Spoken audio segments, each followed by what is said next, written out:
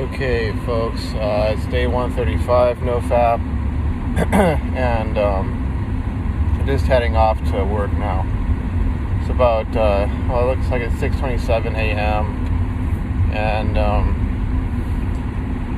had everything all packed away last night, so just grabbed my bag after I got up and got my cup of coffee, and I watched a couple lecture videos I didn't get to watch last night. Honestly, I didn't get as much done as I was planning on getting done, but I was just way too exhausted. Had a kind of long day, not necessarily in a bad way, but just in terms of how much work I had to do. And I think I also just didn't get that much sleep the preceding day, so I was kind of like dealing with exhaustion, rolling over from the day before. But let's see, I'm gonna turn off there because the windshield's not fogging up, so there's no real point to having that on right now. But anyways, I just got a couple of videos left to watch. I may just watch those whenever I'm able to. When I'm able to at work, maybe during lunch or so. I just get them like right after work. But other than that, there's like still that one problem left. I did take a look at it for my homework, and see, like there's the problems that he gives which are straight from the textbook, and then there's the ones that he's actually written and formatted. And this one I think requires a little bit of thinking. You're basically asked to determine like this range for which you can trust something called a load cell, which is used to essentially read a force, but it generates an electrical signal, which then you have to derive a relationship between the force and the electrical signal. So it's asking like, okay, like how. Essentially what I would think would be the accuracy or the accurate range for that load cell. And then the second question was it had to do with like basically treating the load cell like a spring and then finding out this constant that's associated with that spring, the spring constant. And there are equations there, but then it's kind of like I just sort of take this calibration curve and somehow use that to answer these questions. And I almost feel like I don't have enough information from the problem statement, but maybe I'm just not seeing something that's there. I'll have to go back through some videos that he gave, and maybe there's some other example problems in the textbook or so, but there's it's kind of like there's always that one question that really requires some thinking. Whereas in this case, the other, what was it? The other few, they didn't require as much. It was like almost like plug and chug. So I'm going to actually check back through the homework assignment itself, because I've got this sneaking suspicion that I maybe haven't done all the problems for some reason. I was focused on the ones that he had written down there, but I think I'm okay. But I'll have to check through that again, because homework is due tomorrow night, and we have some in-class assignments, which is another thing that I'm taking into consideration for my studying, because so there's sort of the bare minimum, which is okay. He's going to grade like this one problem for your group or whatever, but then there's sort of like a problem set, and each group gets assigned a problem. But like, if I'm really going to be prepared for that next quiz, so I don't have sort of a repeat of this first quiz, which I didn't do so horribly that I couldn't recover from it. I got most of the points, but each of these quizzes is kind of like almost like a test version of the exam itself, and sort of taking this as an indication of like where I'm at and if my preparation is really that great. And it's not really up to par. So I have to essentially be doing more work. I think it's the simplest way of putting it. It's not really all that complicated. Like, I know I've used it, especially like, I got to figure this out, or I got to find out how to, and it's like, I already know. I already know.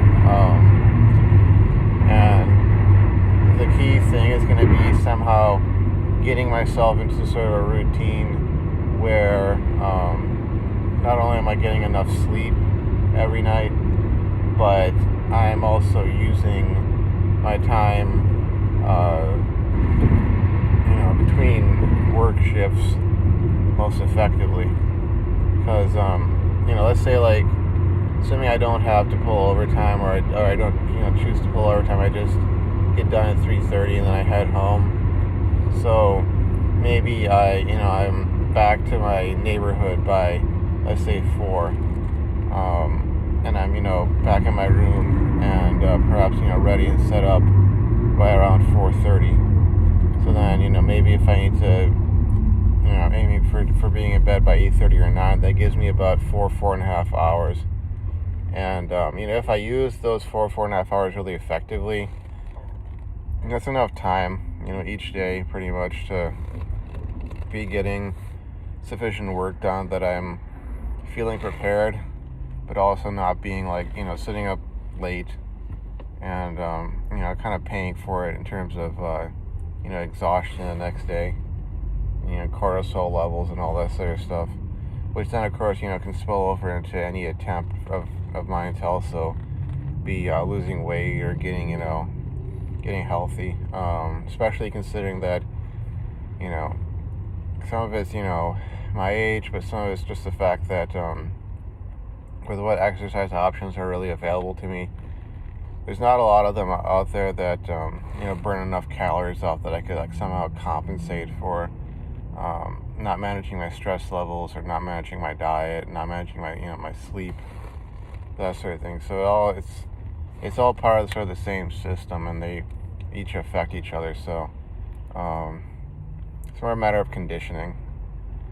And obviously some of it has to do with caffeine levels or caffeine consumption.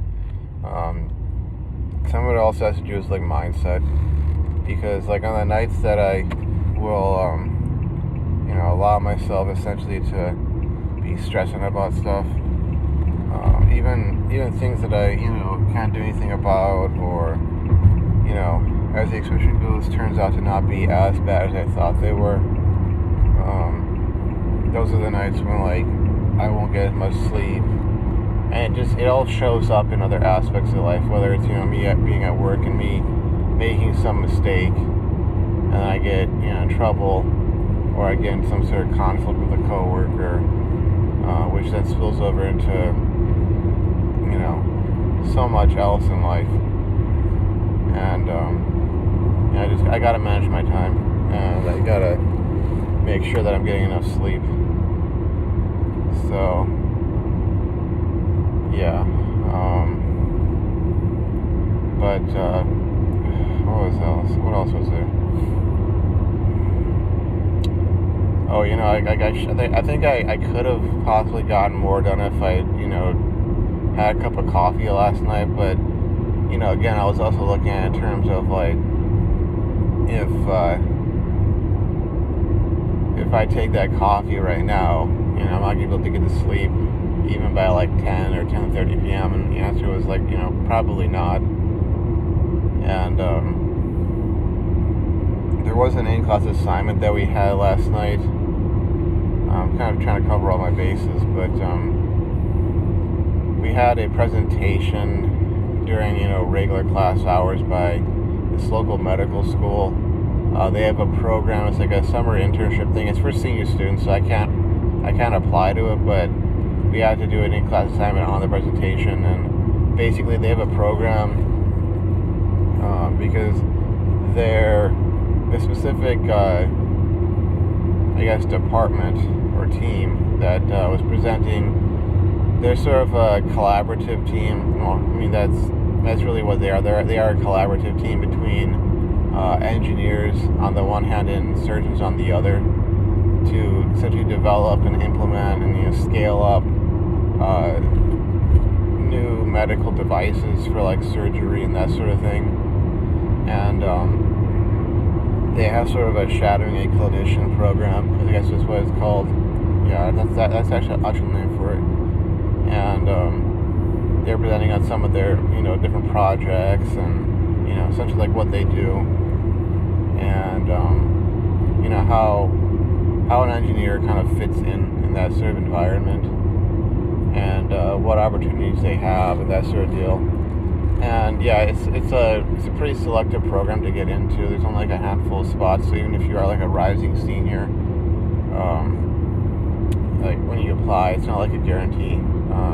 It's kind of stacked against you to a certain extent. But if obviously if you're a top-notch biomedical engineering student at the university, like at senior level, you could probably get in. But I had to do that, and that was like due by midnight, so I had to prioritize that. I would have rather just spent the night like puzzling away on that problem, and maybe just thinking about it. It's kind of like what I even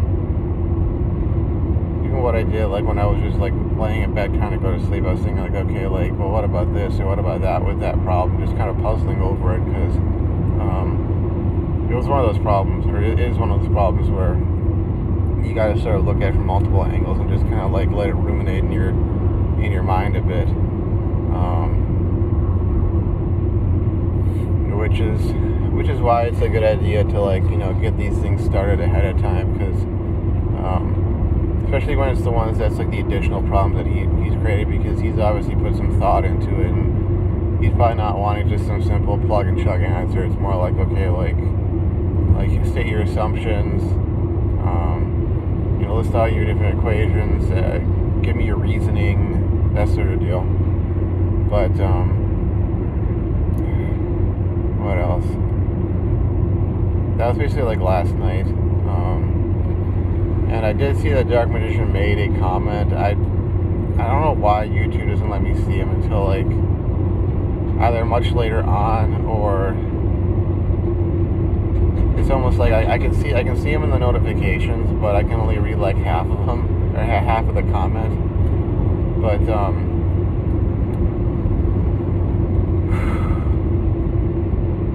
had to do with basically like my complaint about some interpersonal conflict with some coworkers. I mean, it's like I agree with something needs to be said or done about that. Somehow I need to resolve that, because it's just gonna lead to like you said, further frustration. But like all my issue has always been, and this goes beyond work. Like this goes into like even stuff dealing with family members, like how to respond effectively. Especially if you're dealing with people who just like their perception of you is that you're some chump. Like I dealt with my sister that way. Like even if there'd be times that she'd just be egging me on, being like the younger sibling. She'd be doing that to me being the older sibling. Her being the younger sibling, me being the older sibling, trying to egg me on, or plain and simply straight up disrespecting me, or just trying to pick fights or manipulate or so. And it's like obviously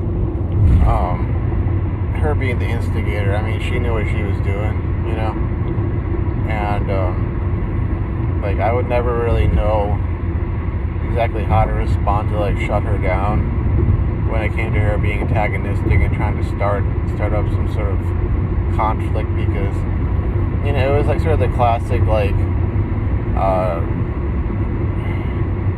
I want attention and you're not giving me attention, so I'll get your attention by ticking you off or annoying you, or verbally or whatever, almost like verbally assaulting you, and I'll ruin your peace of mind or your state of mind, or I'll distract you from whatever it is that you're working on, which in reality is way more important. But, I want attention, so I'm going to do that sort of a thing. And you're getting kicks out of playing, like, mind games. Almost like that. Like, there's been situations like that, and, it's in many ways very similar to this. Even though, with these folks, as much as I deal with smarminess and, this sort of like, you get the vibe of like, man, this guy doesn't know what he's talking about, or man, I thought this guy knew more, or why did they hire, whatever. You get that sort of attitude to a certain extent, but varying degrees. Sometimes it's worse, sometimes it's less, but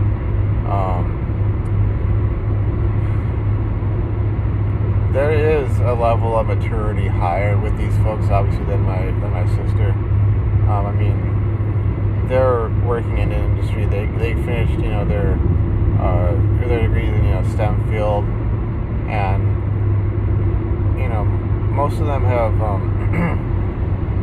worked for at least 2 to 3 years in a position like this. So obviously they're not complete, like, they're not screw ups. Not by a long shot. So it's not like it's to the extent of, like, dealing with my younger sister, who, she knows what she's doing when she does that, where she's, just trying to, like, trigger you to, snap and say something, then it makes her feel powerful, or, that she's the center of attention, that, she's the one who made you angry, or got that emotional response out of you, so to speak. And the more you try and play it off, or, deflect, or, not respond, she'll, like, ratchet it up until she finally gets some sort of response out of you, sort of thing. And, it's not like that, but there's always that sort of question of, like, how do I respond effectively, or how do I bring that up to to my boss if it does come up? Because I think part of it is that I've only been here for a few months, and if you're going to the boss and being like, I have these problems with my coworkers already, it's not like you've been there for a year and a half or 2 years, and it's kind of like, okay, like, you're obviously established here enough, and if you do have issues, they're legit, let's hear them, versus just being like the new guy, and it's like, he's already having problems with his coworkers, huh? Sort of a, this one's going to be a real headache for me, which it's frustrating, definitely, if you get that perception from your boss, that, like, okay, gotta just pretend like everything's peachy keen, just so that you don't, like, get into that sort of territory. But the other half, like, with the bringing it up, is that maybe this is just kind of like, it's something like deeper with me, with my upbringing and such, but bringing it up or trying to defend myself, it's sort of like, it seems like a lot of other folks out there are way better practiced at, like, this kind of warfare than I am. I had my experience in college, and most of that was, at least my success was outmaneuvering people, not really going on the offensive, sort of outmaneuvering them to the point that they kind of either wore themselves out, or it turned out to be far more advantageous for them to, like, be on good terms with me. It wasn't about, like, necessarily, like, going to the authority figure and being like, hey, this is what's going down, something needs to be done about this. Because, like, my experience, and anybody who was really around, watching back then, will know that when I did go to the authority figures, it was kind of like too little too late, and the one of them who did try and, like, step in at some point and say something, it was more like a slap on the wrist to the folks who were causing all the grief, at that point. Because really, it was all just about, like, a popularity contest and a little clique, and, I wasn't part of the in-group, and there was no real way I was going to be part of the in-group. And I'm sure, like, if I were to trace it back, a year or two beforehand, I mean, there were things I did that contributed to me not being part of the in-group, but at the same time, there were those aspects where it was like, okay, you don't smoke pot, or you're not, some kid from outside the United States, or you're not from this cultural background, or you're not this, you're not that. Stuff that I had, either A, absolutely no control over, or B, I had absolutely no interest in engaging in, especially if all it really was just to, like, fit in, Like, I'm not going to go and get involved with any sort of drugs just because, I have this desire to, like, fit in or be accepted, especially with, a group like that, and of course there was the aspect with the one-eyed girl and, competition like that, which meant that, no matter what was said or done, I mean, things were not going to work out, because so much of it boiled down to trying to impress some girl and, failing that to try and eliminate competition. So, there's all those other aspects to consider, and I don't think that really is the case here. There's none of this like competing over a girl kind of garbage. I mean, if that was really going down, like, that'd be something that I could potentially bring up and be like, hey, boss, they're bringing all this, nonsensical garbage into the workplace, that really goes against, all these bare minimum basic rules of here's how to hold down a job and, not end up with a workplace harassment lawsuit against you and, not get yourself fired and yada yada. But yeah, because, like,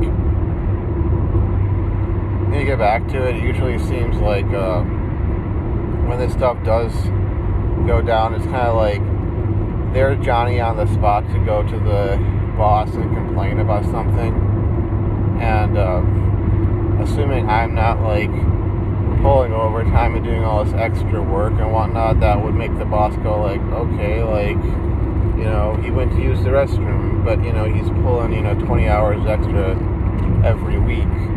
Like, why would I call him out for being, quote-unquote MIA for, like, 5 minutes because he had to go use the restroom when he's doing all this extra work, unless it's a situation like that where I'm obviously providing so much value to the company that they're just going to go, like, shrug their shoulders and be like, oh, okay, like, what are you complaining about? And then it turns out, oh, by the way, he did communicate that, and somebody did this, that, and the other that, basically led to this scenario where you weren't informed about his whereabouts, for, like, 5 minutes or whatever. Like, that's just one of those situations.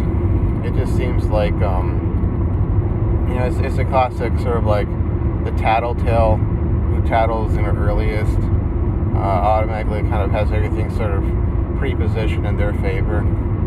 So now, like, you're guilty until proven innocent sort of a deal. And I think one of the flaws, like, in a lot of my sort of, you could say, record or personal record in approaching situations like this is that I tend to let that sort of stuff slide. Like, if somebody was, going to use the restroom or so, like, and they didn't, inform me, didn't tell me where they were going, like, I'll just do my work, and, I'm not going to be like, oh, I gotta document the fact that they were gone for, like, 5 minutes, and I didn't know where they were, and I'm going to go and send this message to the boss and be like, boss, Sally wasn't, at her desk at approximately, 8:08 a.m., sort of thing. Like, it seems really childish and petty to me, which is sort of like a disappointing realization about, like, the nature of most people, that they are that petty, that childish, that sensitive to that stuff like that, which in some cases I suppose could be reason to like not be childish or petty or sensitive. Like, you know, there are situations out there where like, and you know, I'm sure, you know, I know that people in the military deal with these situations where it's like, you know, this is an extreme for most folks, but where like, okay, if somebody's not at their station at a certain time and the enemy decides to attack, then, you know, somebody could, you know, end up getting killed or, you know, whatever the case, or wounded or whatever would go down. Like, you know, something gets stolen by or captured by the military of the enemy, or I mean, there are situations out there like that, but you know, in terms of the vast majority of like civilian life, I mean, you know, it's kind of a fortunate thing, but it seems to me like the vast majority of times, stuff like that is sort of it's an inconvenience, it's an annoyance, but it's not like, oh my god, this can get somebody killed or seriously injured, you know?